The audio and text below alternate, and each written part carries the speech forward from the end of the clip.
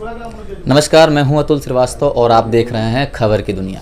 आज मैं पहुंचा हूं कुचायकोट विधानसभा क्षेत्र निर्वाचन क्षेत्र संख्या 102 के प्रत्याशी लोजपा प्रत्याशी रवि पांडे के पास। आइए हम रवि पांडे से बातचीत करते हैं और देखते हैं कि चुनावी माहौल जो चल रहा है उसमें क्या ये लक्ष्य बनाए हुए हैं। नाम वापसी के बाद आज 5वां दिन चुनाव प्रचार का आपका चल रहा है, क्षेत्र में जा रहे हैं, लोगों से क्या फीडबैक मिल रहा है? लोग अति उत्साहित हैं, परिवर्तन को लेके लोग आश्वस्त हैं और लोग चारों तरफ मैं घूम रहा हूँ, एक एक गांव एक ही जुबान है लोगों के ऊपर, एक ही शब्द बस दे रहे कि इस बार परिवर्तन निश्चित है। परिवर्तन में ये सीट आप लोगों को जा रही है या महागठबंधन को जा रही है? महागठबंधन जो राजद जिसको बोलिए या कांग्रेस जिसको बोलिए, इसके बारे में तो आप सभी लोग जानते हैं कि 15 साल जो महागठबंधन का शासन काल रहा इस बिहार में, किस तरह गुंडा राज कायम रहा। दिन में बहु बेटियों को उठा लिया जाता था।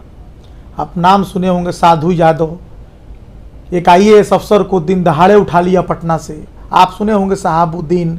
ऐसे तमाम बड़े बड़े अपराधी थे जो दिन दहाड़े बहु बेटियों को उठा लेते थे। वो दिन क्या आप लोग भूल गए?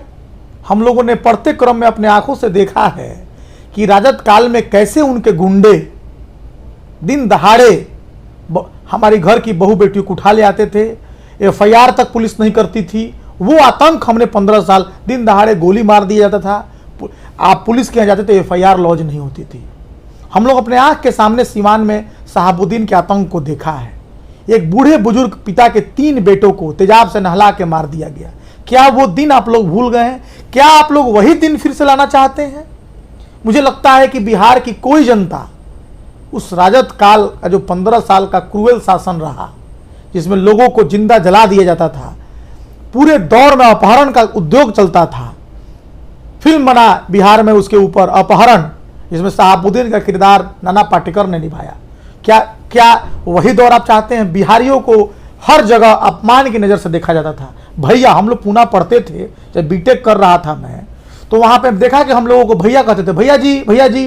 तो हम पूछते थे कि भाई क्या बात है, तो हम लोगों को अपमान की दृष्टि से भैया भैया कह के बुलाते थे। क्या वो दिन हम लोग भूल गए हैं?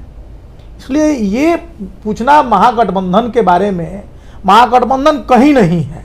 और आदरणीय श्री काली प्रसाद पांडे जी उसी महागठबंधन के बैनर तले चुनाव लड़ रहे हैं, कांग्रेस के तले, जिसने राम मंदिर 376 देश से संबंधित जितनी भी बिलें हैं सब पर विरोध करने वाली पार्टी कांग्रेस। स्वर्ण आरक्षण पर तो तेजस्वी यादव के जो सांसद है मनोज झा ने घोर विरोध किया पार्लियामेंट में। हमारी पार्टी चिराग पासवान लोजपा ने भरपूर समर्थन किया स्वर्ण आरक्षण को लेकर के। तो क्या वैसी पार्टी को आप जनता चुनना चाहेगी? मुझे लगता है कि अच्छा ठीक है, मान लीजिए महागठबंधन से गलतियां हुई, 15 साल लालू राबड़ी की सरकार, जंगल राज की सरकार रही, बाद में जदयू भाजपा की सरकार तो सुशासन की सरकार रही ना, इसमें तो अच्छे काम हुए, तो इसको लोग क्यों बदलना चाहते हैं? क्या रीजन? देखिए मैं मानता हूं कि पहला जो नीतीश की जो बीजेपी और नीतीश का जो पहला 5 ईयर्स टेन्योर रहा, वो टेन्योर अच्छा था। मैं जो सच्चाई है वो मैं बताना चाहता हूँ। उस 5 साल में उन्होंने कुछ काम अच्छा किया, अपराध को लगाम लगाया, सड़क बना, बिजली ठीक हुई। लेकिन उसके बाद नीतीश जी ने कुर्सी कुमार बनकर रह गए, सिर्फ कुर्सी बचाने के लिए बीच में राजद के साथ आ गए, कभी बीजेपी के साथ रहे। तो वो उसके बाद सिर्फ और सिर्फ विकास छोड़ करके अपने कुर्सी बचाने को लेकर के रह गए और बिहार में अपराध नियंत्रण उनके हाथों से निकल गया। नीतीश की सरकार में आप देखे होंगे मुजफ्फरपुर में चमकी बुखार हुआ, जिसमें कई 100 बच्चे मर गए। आपने सुना होगा सृजन घोटाला। नीतीश की सरकार में मुजफ्फरपुर में कई ऐसे घटनाएं, एक और जो मुझे ध्यान नहीं आ रहा है, जो मैं लड़कियों को लेकर के जो मुजफ्फरपुर शेल्टर जो कांड हुई, शेल्टर होम, वो कितना दर्दनाक घटनाएं थी। उनकी मंत्री और उनके लोग उसमें एक्यूज्ड हुए, जो नीतीश जी के साथ फोटो में रहे, उस तरह की घटनाएं हुई। तो नीतीश जी पूरी तरह से इस बिहार को इस 15 मैंने पहला 5 छोड़ के जो हम बात के जो 10 साल कहते हैं, इसमें बिहार को पूरी तरह से बर्बादी के कगार पे नीतीश जी ने खड़ा कर दिया। और वो 15 साल और ये 10 साल 25 साल में बिहार हम लोग की दुर्दशा के दौर से गुजर रही है। इसलिए इस बार बिहार में बदलाव होगा और लोजपा और भाजपा की सरकार बिहार में बनेगी और आदरणीय चिराग पासवान जी के नेतृत्व में बिहार में नई सरकार बनेगी। लेकिन नीतीश कुमार ने भी तो एक सिद्धांत बनाया कि हम किसी भी दागी उम्मीदवार को टिकट नहीं देंगे। अब आपके सामने है, हम लोग भी डेली टीवी में देख रहे थे कि किसी भी दागी कैंडिडेट को इस बार टिकट नहीं देंगे। ददन पहलवान का काट दिया गया। क्या हुआ, हम लोग एक दिन पहले तक सुन रहे थे कि जो यहाँ के बाहुबली विधायक हैं जिनके ऊपर 10 दर्जनों मुकदमे दर्ज हैं, उनका टिकट कटने का हम लोग भी सुने थे कि नीतीश जी ने काट दिया है। क्या हुआ कि रातों रात क्या सेटिंग हुई, क्या लेन देन हुआ कि रातों रात दागी विधायक जिसके ऊपर दर्जनों अपहरण, मर्डर, कई तरह के मुकदमे दर्ज हैं, उसको टिकट दे दी जदयू। ये तो जनता जानती है और जनता इस चुनाव में उसका जवाब देगी। चलिए, गठबंधन की अगर बात करें तो आपकी पार्टी का गठबंधन जो है किसी के साथ नहीं है, जबकि बाकी अन्य पार्टियां जो है गठबंधन के साथ चुनाव लड़ रही हैं। अकेले चुनाव लड़ने का आत्मविश्वास चिराग पासवान के अंदर। देखिए, हमारी पार्टी आदरणीय नरेंद्र मोदी जी के आशीर्वाद से चुनाव लड़ रही है। हम लोग के साथ आदरणीय नरेंद्र मोदी जी का आशीर्वाद है और हम लोगों को कोई बताने की, ये पोस्टर बैनर दिखाने की आवश्यकता नहीं है। आदरणीय नरेंद्र मोदी जी हम लोग के दिल में है। ये हमारे जो राष्ट्रीय अध्यक्ष चिराग पासवान जी का भी आप बयान सुने होंगे कि मैं नरेंद्र मोदी का हनुमान हूँ और मेरा सीना भी चीड़ कर देखिएगा तो इसमें नरेंद्र मोदी ही दिखेंगे। शायद ये बयान आप लोगों ने सुना होगा। और अभी भी आज हमारे पार्टी के राष्ट्रीय अध्यक्ष ने कहा कि जहाँ जहाँ से भाजपा के कैंडिडेट लड़ रहे हैं वहाँ से लोजपा के सारे जो कार्यकर्ता हैं वो भाजपा को जिताने में कार्य करें। तो हम लोग का केंद्र में लोजपा भाजपा की सरकार है और बिहार में भी हम लोगों की लोजपा और भाजपा की सरकार बनेगी। कुचायकोट में एक राजनीतिक ध्रुवीकरण होता है जाति के नाम पे। जाति संप्रदाय का बंधन इस बार टूटेगा क्या? निश्चित टूटेगा। अब लोग जात पात से ऊपर उठ गए हैं, क्योंकि मुझे लगता है कि ये 30 साल जो है उन लोगों ने दुर्दशा अपनी देख ली है और इस कोरोना काल में बाढ़ में जो दुर्दशा सबकी हुई है, तो अब लोग जात पात से ऊपर उठ करके चुनाव करेंगे और वोट करेंगे। मुझे पूर्ण विश्वास है।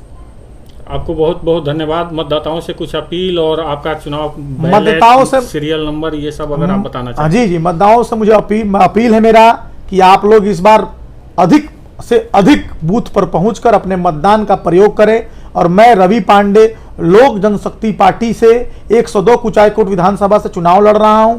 मेरा चुनाव चिन्ह बंगला है।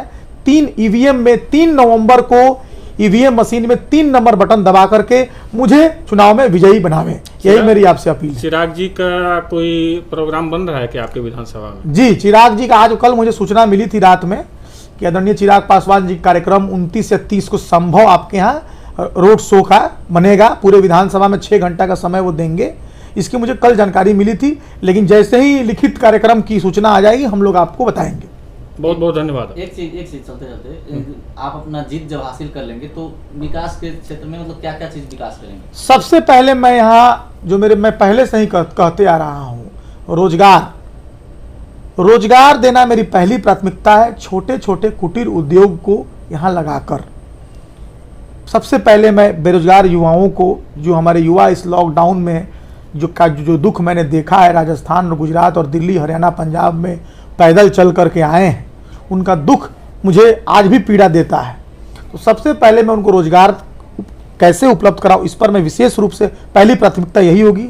उसके बाद सड़क, शिक्षा, स्वास्थ्य और गोपालगंज में एक यूनिवर्सिटी लाने का मैं कार्य करूंगा। ये मेरी सारे मैंने एक बना करके भी मैंने ये एक बैलेट जो एक वो है सब जगह मैं बंटवा भी रहा हूँ कि मेरी जो प्राथमिकता रहेगी वो मैं ये करूँगा। अच्छा, एक चीज़ और मैं जानना चाहूँगा आपसे कि कोरोना चल रहा है, रैली जहाँ तक हो रहा है उसके लिए कोरोना नहीं है, और मंदिर जहाँ पे लोग भक्तिमय तरीके से जाते हैं पूजा अर्चना करने, वहाँ पे पाबंदी लगाई गई है। इसमें आप किसका गलती कहेंगे या फिर? देखिए, ये सरकार तो कोरोना काल में पाबंदी तो हम लोग रैली में भी लगा रही है, सब जगह लगा रही है, लेकिन अब लोग नहीं मान रहे हैं तो क्या किया जाए। सरकार थोड़ा कड़ाई भी करना चाहती है, लेकिन अब कड़ाई किस हद तक किया जाएगा, संभव नहीं है। लोग स्वतंत्र हैं, लोग मानने को भी तैयार नहीं है कोरोना बीमारी को। लेकिन मैं अपील करता हूं सभी भाई बंधुओं से कि कोरोना काल में डेली 2000, 1200, 1300 हमारे पास न्यूज आ रहा है, कोरोना के पेशेंट मिल रहे हैं। बचाव रखना है, दूरी का पालन करना है, क्योंकि कोरोना का आज भी 1200, 1300 पर डे पेशेंट आ रहे हैं। बहुत बहुत धन्यवाद। बहुत बहुत आप सभी को धन्यवाद।